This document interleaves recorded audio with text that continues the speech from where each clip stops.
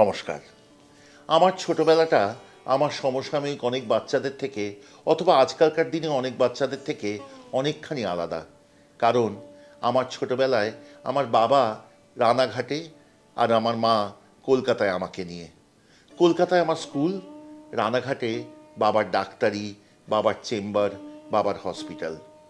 কলকাতা থেকে সপ্তাহের শেষে আমি আর মা যেতাম রানাঘাটে। সে বড় অদ্ভুত এক যাত্রা, কারণ ছোট্ট শিশু হিসাবে আমার এখনও মনে পড়ে মার সাথে একা কলকাতা থেকে রানাঘাট যেতে আমার কেন জানি একটু ভয় ভয় করত। বারে বারে যেতে যেতে এ যাত্রাপথে কিছু অলিখিত নিয়ম তৈরি হয়ে গিয়েছিল। যেমন শিয়ালদহ স্টেশনে মিল্কোস খাওয়া, সে ছিল এলাচের গন্ধে ভরপুর এক দুধের পানীয়, যা পাওয়া যেত ছোট ছোট বোতলে। তারপর ট্রেনে উঠে হয় লজেন্স নয় চানাচুর। রানাঘাট স্টেশনে নেমেই দৌড়ে মোহাম্মদের রিক্সা। রিক্সায় চড়ে প্যাক প্যাক করে যেতে যেতে মাঝপথে মেজদার দোকান, সেই মেজদার দোকান থেকে কচুরি নিখুঁতি, সেই কিনে আনুলিয়া হাসপাতালে। আজকে কেন বলছি এ কথা? কারণ আজকে এমনই সময় যে সেই সব দিনগুলোর কথা খুব মনে পড়ছে। হেমন্তকাল রিক্ততার সময়, হেমন্তকাল ত্যাগের সময়। এবং এই সময় যখন ট্রেনে করে আসতাম, চারিদিকে দেখতাম ধুধু করছে মাঠ, কোথাও বা ধান কাটা হয়েছে, কোথাও অনেক দূর পর্যন্ত দেখা যাচ্ছে, এবং পরিষ্কার আকাশ, অথচ বাতাসে শীতের পরশ।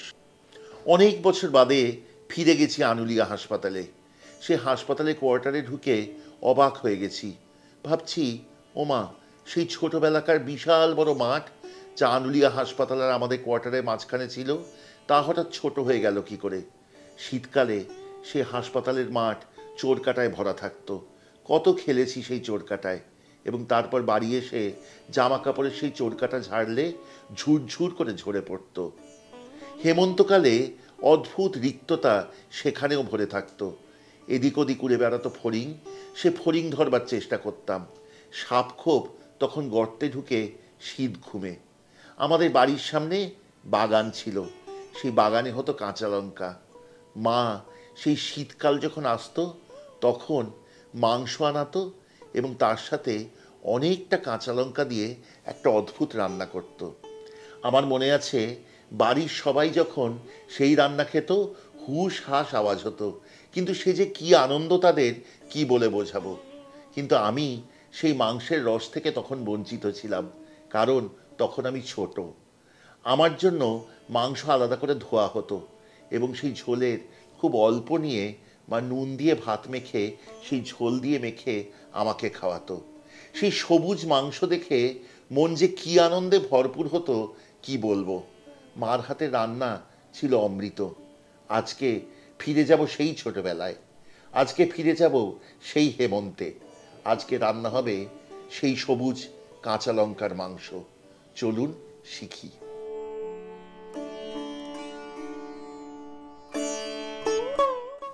এই রান্না কিন্তু খুব সহজ এবং অতি সামান্য উপকরণে। প্রথমে মাংস একটি বড় পাত্রে নিন এবং তা মেখে রাখুন কয়েকটি উপকরণ দিয়ে।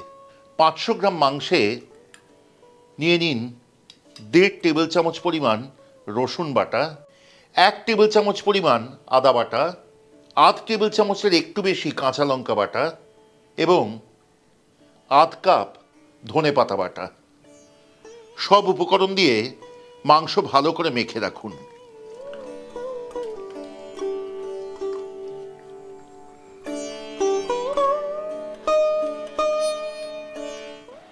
এবার রান্না শুরু। প্রথমে কড়াই আঁচে বসান, তারপর ঢেলে দিন 3 থেকে 4 টেবিল চামচ ঘি। ছোটবেলায় মাকে যেমন দেখতাম বা পরে মার থেকে যেমন শিখেছি, তেমনভাবেই আমি এই রান্নাটি ঘিতে করব। কিন্তু আপনি চাইলে সাদা তেল অথবা সর্ষের তেল ব্যবহার করতে পারেন। এই রান্নায় ঘি গরম হবে, তখন ছেড়ে দিন 1 থেকে 1.5 কাপ পরিমাণ ঝিরি করে কাটা পেঁয়াজ। পেঁয়াজ লালচে হলে তখন ঢেলে দিন আগে থেকে মেখে রাখা মাংস, এবং তার সাথেই 1 ছোট চামচ গোলমরিচ বাটা।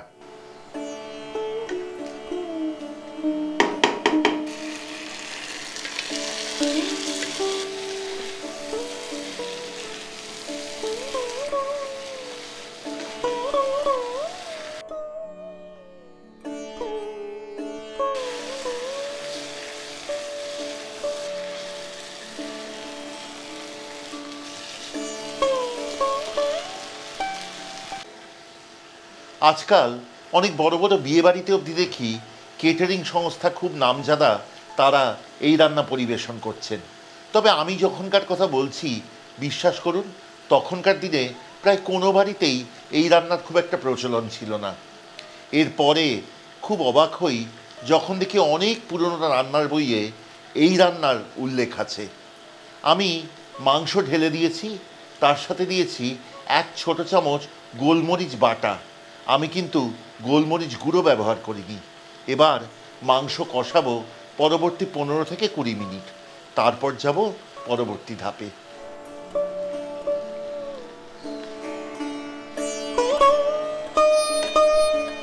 পনেরো মিনিট হয়ে গেছে। এইবার এই মাংসে ঢেলে দিন 2 কাপ পরিমাণ জল, সাথে দিন স্বাদ অনুসারে নুন এবং ভালো করে মিশিয়ে নিয়ে পুরো রান্নাটি ঢেলে দিন একটি প্রেসার কুকারে।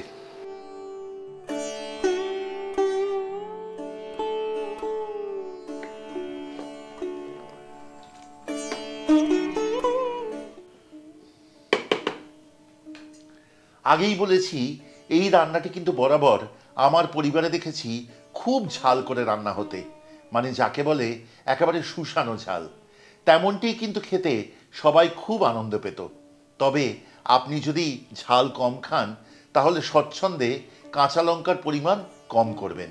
সেক্ষেত্রে প্রথমে মাংস মাখার সময় যে কাঁচা লঙ্কা বাটা দিয়েছিলেন তাও কম দেবেন, এবং এখন যতখানি কাঁচা লঙ্কা আমি দেব সেটিও একটুখানি কম দেবেন। এবার বেশ কয়েকটি কাঁচা লঙ্কা ছেড়ে দেব, আবারও বলছি নিজস্ব রুচি অনুযায়ী, এবং তারপর প্রেসার কুকার বন্ধ করে শীষ দেব। ততক্ষণ মাংস রান্না হতে দেব যতক্ষণ না একেবারে নরম হয়। আমি দেব 6 থেকে 7টি শীষ।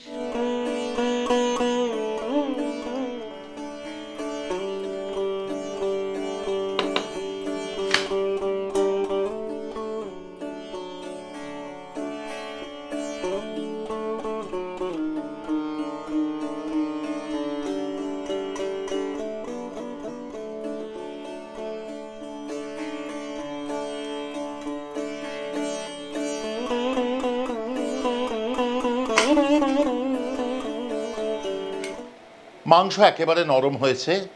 এইবার এই রান্না শেষ করবার পালা। রান্নাটি ঢেলে দিন একটি কড়াইয়ে।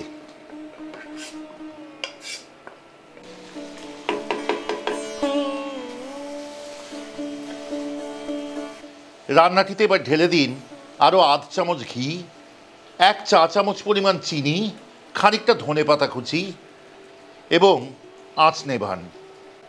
এইবার রান্নাটিতে ছড়িয়ে দিন 1 টেবিল চামচ পরিমাণ পাতিলেবুর রস এবং ভালো করে মিশিয়ে নিয়ে শেষ করুন এই অপূর্ব সুন্দর রান্নাটি। এই রান্না পরিবেশন করুন ভাত, রুটি, লুচি, পরোটা, যা ইচ্ছের সঙ্গে।